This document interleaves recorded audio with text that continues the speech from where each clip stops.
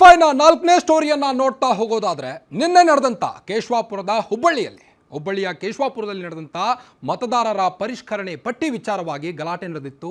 ಈ ವೇಳೆ ಈಗ ಬಟ್ಟೆ ಬಿಚ್ಚಿದಂತ ಕೇಸ್ ವಿಚಾರವಾಗಿ ಈಗ ದೂರುದಾರೆ ಕಾಂಗ್ರೆಸ್ ಪಾಲಿಕೆ ಸದಸ್ಯೆ ಪೊಲೀಸರ ವಶಕ್ಕೆ.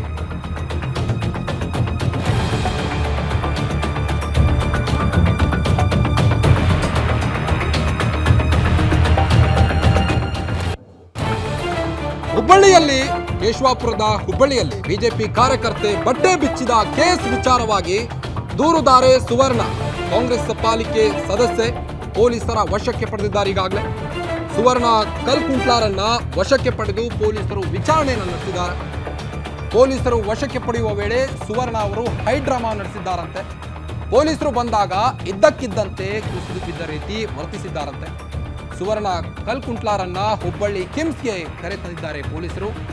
ನಿನ್ನೆ ರಾತ್ರಿ ಸುವರ್ಣ ಕಲ್ಕುಂಟ್ಲಾ ವಿರುದ್ಧ ದೂರು ದಾಖಲಾಗಿತ್ತು. ಹೀಗಾಗಿ ಹುಬ್ಬಳ್ಳಿಯ ಕೇಶವಾಪುರ ಠಾಣೆಯಲ್ಲಿ ದೂರು ಕೂಡ ದಾಖಲಾಗಿತ್ತು. ಮತದಾರರ ಪಟ್ಟಿ ಪರಿಷ್ಕರಣೆ ವಿಚಾರದಲ್ಲಿ ನಡೆದಂತಹ ಗಲಾಟೆ ಹಿನ್ನೆಲೆ ದೂರು ದಾಖಲಾಗಿತ್ತು. ದೂರು ದಾಖಲಾಗುತ್ತಿದ್ದಂತೆ ಸುವರ್ಣ ಆ ಜಾಗದಿಂದ ನಾಪತ್ತೆಯಾಗಿದ್ರು. ಸಂಬಂಧಿಕರ ಮನೆಯಲ್ಲಿ ಅವಿತು ಕುಳಿತಿದ್ರು. ಈ ವಿಷಯ ಪೊಲೀಸರಿಗೆ ತಿಳಿದು ಬಂತು. ತಕ್ಷಣದಲ್ಲಿ ಈಗ ಪೊಲೀಸರು ವಶಕ್ಕೆ ಪಡೆದಿದ್ದಾರೆ ಸುವರ್ಣ ಅವರನ್ನ. ನೀವು ದೃಶ್ಯದಲ್ಲಿ ಗಮನಿಸಬಹುದು. ಕಿಮ್ಸ್ ಆಸ್ಪತ್ರೆಗೆ ಪೊಲೀಸರು ಅವರನ್ನ ರವಾನಿಸ್ತಾ ಇರುವಂಥದ್ದನ್ನ. ನಿನ್ನೆ ನಡೆದಂಥ ಗಲಾಟೆ ಇದು. ಈ ಘಟನೆ ಬಗ್ಗೆ ಹೇಳ್ತಾ ಹೋಗ್ತೇನೆ. ಘಟನೆಗೆ ಮೂಲ ಕಾರಣ ಹಳೆ ವೈಷಮ್ಯ ಅನ್ನೋ ತಿಳಿದು ಬರ್ತಾ ಇದೆ. ಮತ್ತೊಂದು ಕಡೆ ಮತದಾರರ ಪಟ್ಟಿ ಪರಿಷ್ಕರಣೆ ಸಂದರ್ಭದಲ್ಲಿ ಆದಂತಹ ಗಲಾಟೆ ಅಂತ ತಿಳಿದು ಬರ್ತಾ ಇದೆ.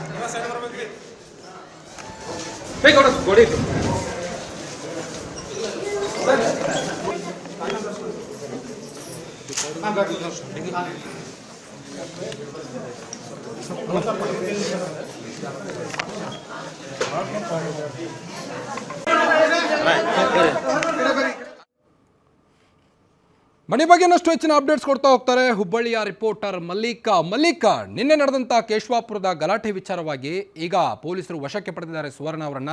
ಹೈಡ್ರಾಮಾ ಕೂಡ ನಡೆಸಿದಾರಂತೆ. ಸದ್ಯದ ಪರಿಸ್ಥಿತಿ ಹೇಗಿದೆ ಡೀಟೇಲ್ಸ್ ಕೊಡ್ತಾ ಹೋಗೋದಾದ್ರೆ.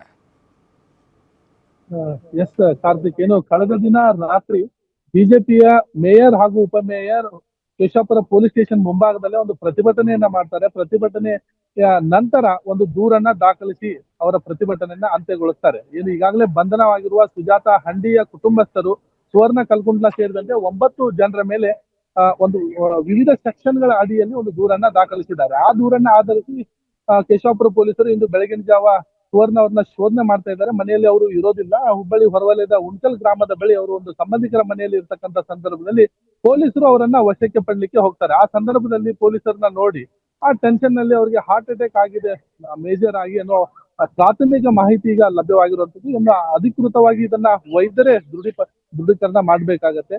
ಅದ ನಂತರ ಅವರು ಅಸ್ತವ್ಯಸ್ತಗೊಂಡು ಕುಸಿದು ಬಿದ್ದಂತ ಸಂದರ್ಭದಲ್ಲಿ ಸ್ಥಳಕ್ಕೆ ಇದ್ದಂತ ಪೊಲೀಸರು ಮತ್ತು ಅವರ ಕಾರ್ಯಕರ್ತರು ಕೂಡಲೇ ಅವರನ್ನ ಹುಬ್ಬಳ್ಳಿಯ ಕಿಮ್ಸ್ ಆಸ್ಪತ್ರೆಗೆ ಈಗ ದಾಖಲಿಸಿದ್ದಾರೆ.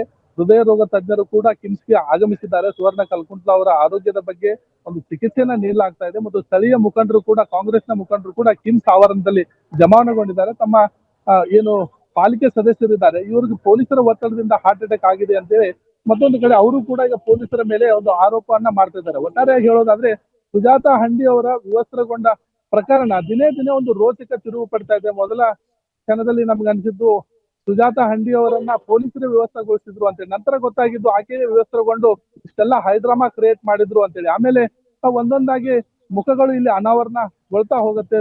ಜೊತೆಗೆ ಸುವರ್ಣ ಕಲ್ಕುಂಟ್ಲಾ ಅವ್ರಿಗೂ ಜಗಳ ಆಗಿರೋ ಹಿನ್ನೆಲೆ ಕೂಡ ಇಲ್ಲಿ ಬೆಳಕಿಗೆ ಬರುತ್ತೆ. ಆಮೇಲೆ ಅವರು ಹಿಂದೆ ಪರಸ್ಪರ ಏನು ಗಲಾಟೆ ನಡೆದಿರೋ ವಿಷಯ ಕೂಡ ಈಗ ಬೆಳಕಿಗೆ ಬಂದಿರೋದು. ಇವರು ಪರಸ್ಪರ ಈಗ ದೂರು ದಾಖಲಿಸಿಕೊಂಡಿದ್ದಾರೆ. ಈಗಾಗಲೇ ಸುವರ್ಣ ಕಲ್ಕುಂಟ್ಲಾ ಅವರು ಅವರ ವಿರುದ್ಧ ಮತ್ತು ಅವರ ಸಹೋದರ ಕುಟುಂಬದ ವಿರುದ್ಧ ದೂರನ್ನ ನೀಡಿದ್ದಾರೆ. ಜೊತೆಗೆ ಇನ್ನೊಬ್ಬ ಪ್ರಶಾಂತ್ ಬೊಮ್ಮಾಜಿ ಅನ್ನೋನು ಕೂಡ ಅವರ ಮೇಲೆ ದೂರನ್ನ ನೀಡಿದ್ದಾರೆ. ಆದ್ರೆ ಪ್ರಶಾಂತ್ ಬೊಮ್ಮಾಜಿ ಅವರ ದೂರನ್ನ ಆಧರಿಸಿ ಸುಜಾತಾ ಹಂಡಿ ಬಂಧನವಾಗಿದೆ. ಸುವರ್ಣ ಕಲ್ಕುಂಟ್ಲಾ ಅವರ ದೂರಿಗೆ ಅವರಿಗೆ ಜಾಮೀನು ಸಿಕ್ಕಿತ್ತು. ಇದೀಗ ಸುಜಾತಾ ಹಂಡಿ ಕುಟುಂಬಸ್ಥರ ಏನ್ ದೂರಿದೆ ಆ ದೂರಿನ ಅಡಿಯಲ್ಲಿ ಇವ್ರನ್ನ ಪೊಲೀಸರು ವಶಕ್ಕೆ ಪಡ್ಕೊಂಡಿದ್ದಾರೆ. ಹುಬ್ಬಳ್ಳಿಯ ಕಿಮ್ಸ್ ನಲ್ಲಿ ಇವರ ಆರೋಗ್ಯದ ಸ್ಥಿತಿಗತಿಯನ್ನ ನೋಡಿಕೊಂಡು ಪೊಲೀಸರು ಅವರನ್ನ ವಿಚಾರಣೆಗೆ ಒಳಪಡಿಸಿದ ನಂತರ ಬಂಧನ ಮಾಡ್ಬೇಕೋ ಮಾಡಬಾರ್ದು ಎನ್ನುವ ನಿರ್ಧಾರಕ್ಕೆ ಬರ್ತಾರೆ. ತನಿಖಾಧಿಕಾರಿಯ ವಿವೇಚನೆಗೆ ಈ ಕೇಸ್ ಬಿಟ್ಟಿದ್ದು ಎಂದು ಹೇಳಲಾಗ್ತದೆ. ಕಾರ್ತಿಕ್, ಥ್ಯಾಂಕ್ ಯು ತಮ್ಮೆಲ್ಲ ಮಾಹಿತಿ.